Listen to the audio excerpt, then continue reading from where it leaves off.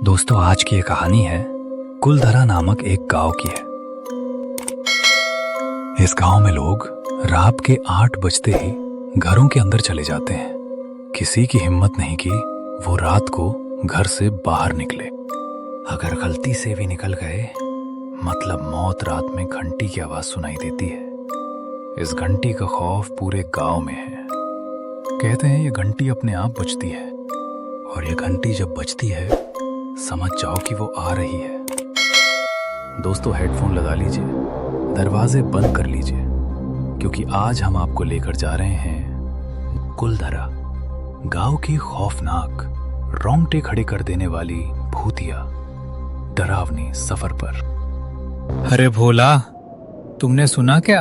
आज हमारे गांव में पुराने अस्पताल के लिए शहर से एक नया डॉक्टर आने वाले थे, पर अभी तक वो आए नहीं।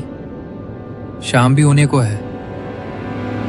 पता नहीं अब क्या होगा इस गांव का। मुखिया जी, मैंने भी सुना था अभी शाम होने वाली है, अब तक आ जाना चाहिए था।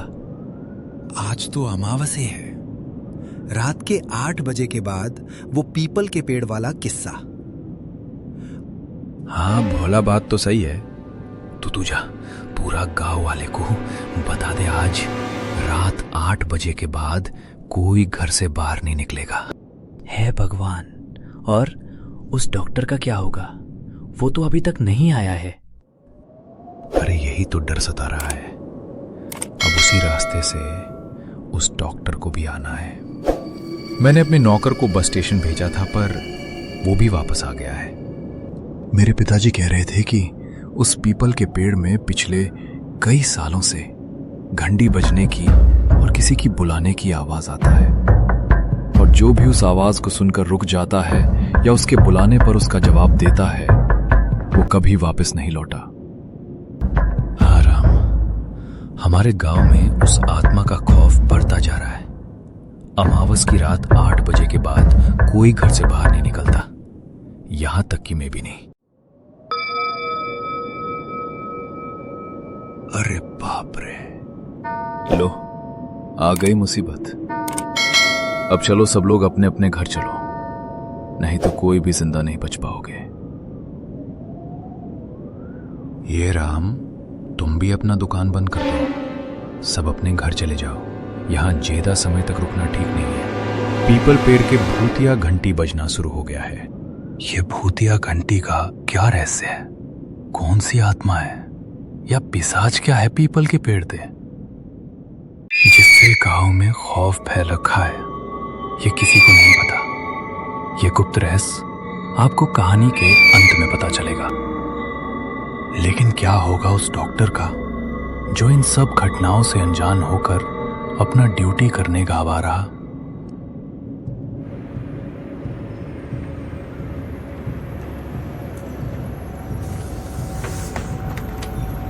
अरे ये बस भी कितनी धीरे धीरे चल रही है। अब रात होने को, पता नहीं वो गांव कहाँ है। तभी जंगलों के बीच टूटी फूटी बस स्टॉप पर बस रुकती है। कंडक्टर कहता है, चलो भाई कुलधरा, बस स्टॉप आ गया है। अरे भाई, क्या यही कुलधरा गांव का बस स्टेशन है? हाँ भाई, यही है कुलधरा गांव का बस स्टेशन। वैसे कंडक्टर भाई, यहाँ तो कोई गांव दिखाई ही नहीं दे रहा, ये तो जंगल है। साहब, ये जंगली इलाका है, आप संभल कर जाइएगा।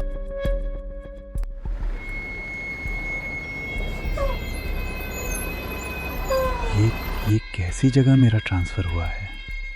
कोई आने जाने का और साधन है और ना कोई लोग। खैर, अब क्या करें, सरकारी आदेश है, काम तो करना ही पड़ेगा। चलो भाई, अब पैदल ही जाना पड़ेगा लगता है। तभी पीछे से एक आवाज सुनाई देती है। एक अधेड़ उम्र का आदमी पेड़ों के बीच खड़ा है। कौन है वहां? भाई, क्या तुम मुझे कुलधरा गांव ले चलोगे? मैं यहाँ नया हूँ। जी जरूर, क्यों नहीं, क्या आप ही कुलधरापुर के नए डॉक्टर साहब हैं? भाई मैं ही कुलधरा गांव का नया डॉक्टर हूँ। डॉक्टर साहब, मैं आपको लेने आया हूं। आप मेरे साथ चलिए। हाँ हाँ, अच्छा हुआ भाई तुम आ गए, वरना मेरा तो हालत खराब हो रहा था।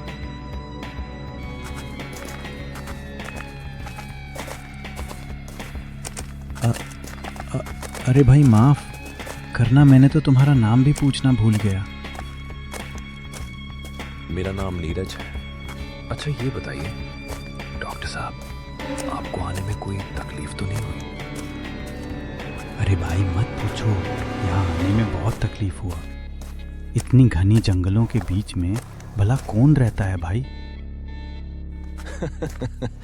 डॉक्टर साहब बस आप चलते रहिए। यही तो तकलीफ है। नीरज चला ही तो नहीं जा रहा है क्या? तुम्हें तकलीफ नहीं हो रहा है? पहले तकलीफ होता था पर अब नहीं, बस अब थोड़ी दूर और बस हम पहुंचने ही वाले हैं।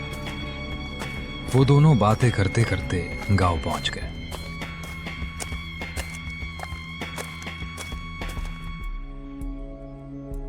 वो दोनों एक घर के बाहर रुक जाते हैं।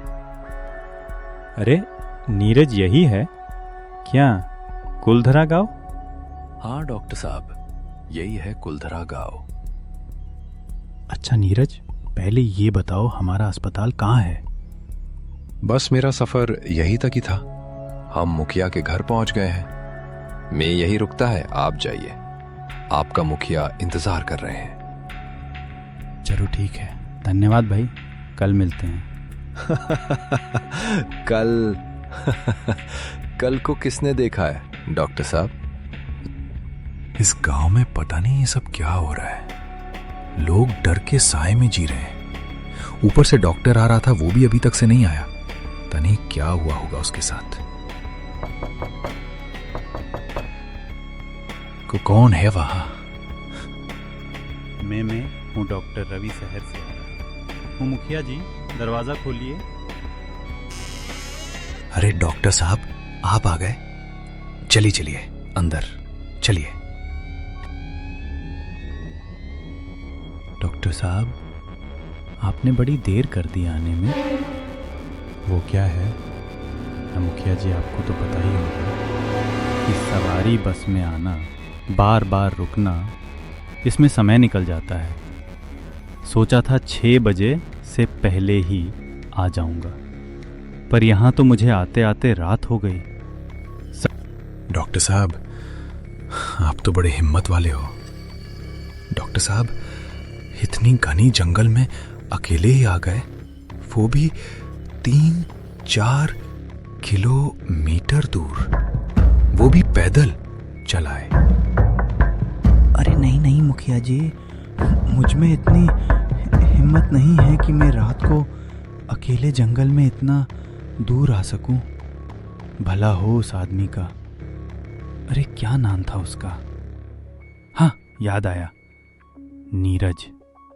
वो मुझे यहाँ तक लेकर आया।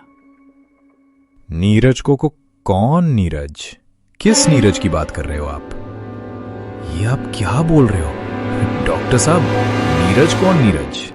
क्या मुखिया जी, आप भी मजाक कर रहे हो नीरज के साथ ही तो। मैं गांव आया था, बड़ा अच्छा लड़का है, वो बाहर ही खड़ा है। डॉक्टर के मुंह से ये सब सुनकर मुखिया खड़ा हो जाता है। वो डर के मारे कांपने लगता है। क्या हुआ मुखिया जी, आप इस तरह खड़े?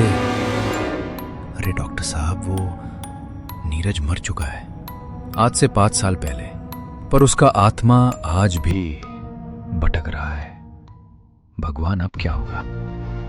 मतलब वो मेरे साथ नीरज का भूत था क्या? बाप रे, ये कैसा?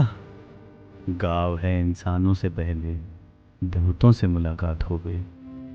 पता नहीं अब आगे क्या होगा। डॉक्टर रवि भी अब डरने लगा। मुखिया के घर अब उसने रात गुजारी। अगले दिन डॉक्टर रवि गांव के अस्पताल पर आता है। अस्पताल बहुत सरसर था। अस्पताल के ठीक आगे एक पेड़ था। उस पेड़ के नीचे वर्षों पुरानी एक कुआं भी है। ये रहा डॉक्टर साहब आपका अस्पताल। आज के बाद आप इसी अस्पताल में रहेंगे। डॉक्टर साहब, बाहर एक कुआं है, उस कुआं की तरफ मत जाइएगा। क्यों, क्या है उस कुआं में? अरे कुछ नहीं डॉक्टर साहब, ये तो बस अफवाह है। ये मोहन है, हमारे गांव का है। ये आपके साथ रहेगा। इस तरह गांव वाले डॉक्टर को पुराने अस्पताल में छोड़कर चले जाते हैं। रवि पूरा दिन नीरज और उस कुआं के बारे में सोचता रहा। सुबह से शाम हो गया पर अस्पताल में कोई मरीज आया ही नहीं। अरे उस कुआं में क्या हो सकता है? गांव के लोगों ने मुझे बताने से मना क्यों किया है? और मुखिया जी ने भी नहीं बताया। कुछ तो जरूर ये गांव वाले मुझसे छिपा रहे हैं। अरे मोहन, तुम उस कुआं के बारे में मुझसे कुछ बोल रहे थे ना? अरे डॉक्टर साहब, ये भूतिया कुआं है, वहां कोई नहीं जाता। और गांव के बाहर एक भूतिया पेड़ भी है। उस पेड़ में 1 घंटा रात में अपने आप बजता है। उस पेड़ का भूत कुआं को आता है, इसलिए हमारे गांव के लोग रात को घर से बाहर नहीं निकलते। डॉक्टर दिन भर अस्पताल में बैठा रहा, कोई मरीज नहीं आया। बैठे बैठे रवि को नींद आने लगी। शाम होते ही मोहन भी अपने घर चला गया। रवि सोने जा ही रहा था कि तभी अचानक किसी ने दरवाजा को खटखटाया। रवि अब अकेला अस्पताल में है। वो डर से कांपने लगा। अरे बाप रे, इस वक्त कौन आया होगा? दिन में तो कोई नहीं आया, अब कौन आ सकता है? गांव के सब लोग तो सो गए होंगे। अरे नहीं, एक बार जाकर देख लेता हूँ, हो सकता है कोई मरीज हो। डॉक्टर हिम्मत करके दरवाजा खोलता है, लेकिन दरवाजे के बाहर कोई नहीं था। लेकिन कुएं के पास उसे कुछ दिखाई देता है। कोई नीला रंग का कपड़ा पहने हुए, शायद कोई इंसान हो। डॉक्टर उस कुआं के और जाने लगता है। कुछ देर बाद वो इंसान गायब हो जाता है। अरे ये कहाँ चला गया? अभी तो यही कोई खड़ा था, अचानक कहाँ जा सकता है? अरे बाप रे बाप, ये कोई आत्मा तो नहीं है? भगवान, ये मैं कहाँ आकर फंस गया? रवि थोड़ा जिज्ञासु भी था। शहर का है ना, इसलिए उसने सोचा कि आखिर क्या हो सकता है। इस कुआं में जरा झांक कर देखता है। चलो, जब इतना दूर आ ही गया हूँ तो इस कुआं के अंदर झांक के देखता हूँ। आज पता चल ही जाएगा कि आखिर क्या है इस कुआं के अंदर। रवि कुएं में झांक कर देखता है। कुएं के अंदर एक पुरानी मूर्ति थी पड़ी थी। अरे ये क्या देख रहे हो? मैंने इस कुआं के अंदर तो किसी मूर्ति को फेंक दिया है। लगता है शायद कोई पुराने जमाने की खास मूर्ति होगी। रवि कुछ सोच ही रहा था कि तभी उसे किसी घंटी की आवाज सुनाई देती है। रवि बहुत ज्यादा डर जाता है क्योंकि आज थी अमावस्या की रात और आज रात बजता है घंटा। रवि भागते हुए अस्पताल आता है। वही दूसरे और मुखिया का घर। रात के करीब 1 बज चुके थे पूरे, पर एक भारी सन्नाटा छाया हुआ था। लेकिन मुखिया के घर के बाहर मौत मंडरा रही थी हवा में। किसी अनजान साए की आहट थी। खिड़की के बाहर से किसी का फुसफुसाने की आहट आता है। मुखिया मुखिया कौन है? वाह, कौन पुकार रहा? सामने आओ। मुखिया अब बहुत भयभीत हो गया। मुखिया का हाथ कांप रहा है। अचानक मुखिया का दिल की धड़कन तेज हो जाता है। उसने पीछे पलटा, उसके होश उड़ गए। याद है तुझे, तूने मुझे झूठे इल्जाम में मरवाया था। नहीं नीरज, मैं मजबूर था। लोग कह रहे थे कि तुम ही चोर हो। मैं क्या करता? झूठ मत बोल, अब तू भी मरेगा। अगले दिन जब सुबह हुआ, गांव में हलचल मच गई। रोने चिल्लाने की आवाज आई। रवि भी वाह आता है, पर उसने जो देखा उसके तो होश ही उड़ गए। उसे ये देखने के बाद रोना भी आ गया। अरे बाप रे, कल रात तो मुखिया तो मेरे साथ ही था, और ये आज कैसे हो गया इनकी मौत? ये कैसे हो सकता? डॉक्टर साहब, कल रात घंटी की आवाज आई थी, उसके बाद एक चीख, और उसके बाद ये सब हो गया। रवि के मन में बहुत सारे सवाल गूंज रहा है। रवि अस्पताल में बैठे बैठे ये सब सोच रहा था। उस पीपल के पेड़ में क्या है? वहां पे घंटा क्यों बजता है? और कुआं के पास वो साया? आखिर क्या रहस्य है इस गांव में? तभी अस्पताल में एक बूढ़ा आदमी आया। सफेद बाल, कांपते हाथ और चेहरे पर पछतावे की लकीरें। बाबा, आपको कुछ तकलीफ है क्या? नहीं बेटा, तकलीफ तो इस गांव को है, और वो मुखिया जी की मौत नीरज की आत्मा से जुड़ा है। आप जानते हो क्या?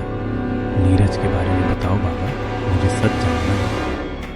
आज से 5 साल पहले इस गांव में मंदिर की मूर्ति चोरी हुई थी। गांव वालों ने चोर को देखा था। वो चोर जंगल की ओर भागा था, और उसी समय नीरज भी जंगल की ओर लकड़ी काटने गया था। गांव वालों ने नीरज को ही चोर समझ लिया। मुखिया जी, मैं निर्दोष हूं। मैं कुछ नहीं किया। मुझे मत मारो। तुम इतनी रात को इधर क्या कर रहा है? गांव को मूर्ति चुराई है तूने। अब भुगत, अब तुम्हें इसकी सजा मिलेगी। हाँ मुखिया जी, किसी ने ही चोरी किया है। अब बहाना बना रहा है, नीर ने ही चोरी किया है। सुनो गांव वाले, इसके गले में घंटी बांधो ताकि सबको पता चले चोर आ रहा है। नीरज चिल्लाता रहा कि मैंने चोरी नहीं किया, पर किसी ने नहीं सुनी। उसने अपमान सह न सका। जब सब लोग वहां से चले गए, वो गांव के बाहर वाले पीपल के पेड़ पर फांसी लगा ली। सुबह उसके गले में वही घंटी बंधी मिली। तब से हर रात वही घंटी बजती है। वो बदला चाहता है। नीरज की आत्मा भटक रही है। ये था नीरज की कहानी। मैंने लोगों को बताया था ये सही नहीं है, पर मेरी कोई नहीं सुनी, और कोई सबूत भी नहीं था ना। सबूत है बाबा, मैंने उसे देखा है कल रात कुएं के पास, और उस दिन भी जब मैं गांव आया था। फिर तो वो तुम्हें बुला रहा है बेटा, शायद सच्चाई दिखाना चाहता है। रवि और बुधा आदमी उस कुएं के पास पहुंचे। कुएं के अंदर एक पुरानी मूर्ति भी थी। दोनों समझ गए चोर ने मूर्ति यही छिपाई थी। तभी घंटी बजने लगी। दोनों ने पीछे पलटा। वाह, नीरज खड़ा था। डर के मारे दोनों वही कांपने लगे। तभी वहां थोड़ी सी ठंडी हवा चलने लगी। मैं निर्दोष था। चोरी मैंने नहीं की थी। असली चोर अभी भी गांव में है। जब तक उसे सजा नहीं मिलता, मुझे मुक्ति नहीं मिलेगी। ये कहकर वो आत्मा हवा में ओझल हो गया। दोनों एक दूसरे को देखने लगे। तभी उनके मन में एक ख्याल आया। अगले दिन डॉक्टर ने गांव में खबर फैलाई कि शहर में एक व्यापारी को पुराने जमाने की मूर्ति चाहिए। जो इसे लाएगा उसे 1 लाख रुपया मिलेगा। रात में एक आदमी चोरी छिपे कुएं की ओर आया।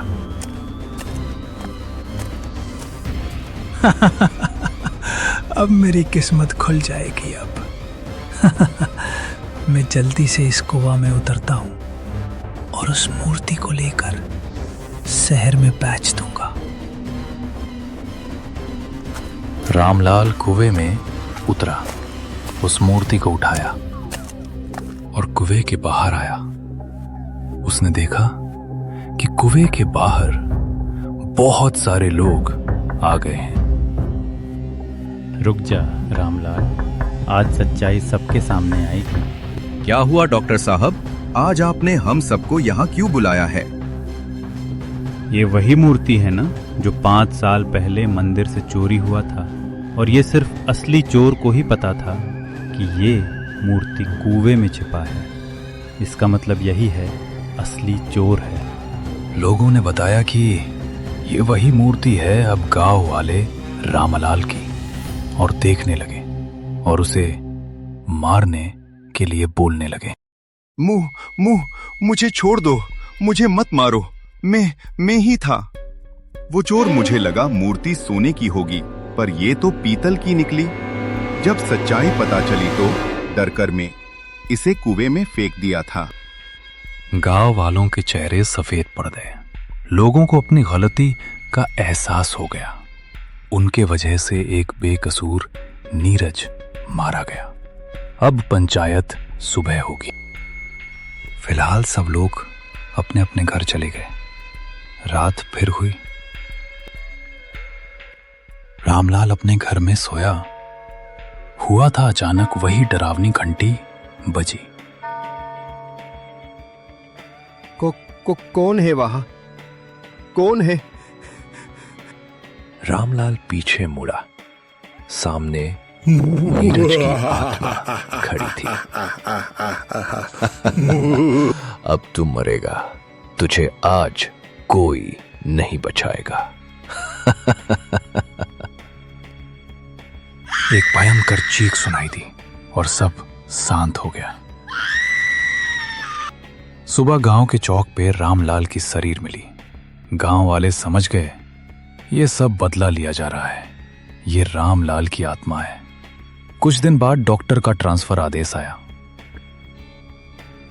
वो अपना सामान लेकर गांव से निकल गया।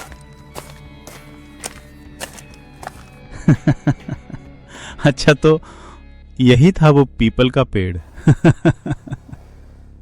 धन्यवाद डॉक्टर, आपने मेरा मदद किया। अब मुझे शांति मिलेगी। रवि मुस्कुराता है और आगे निकल जाता।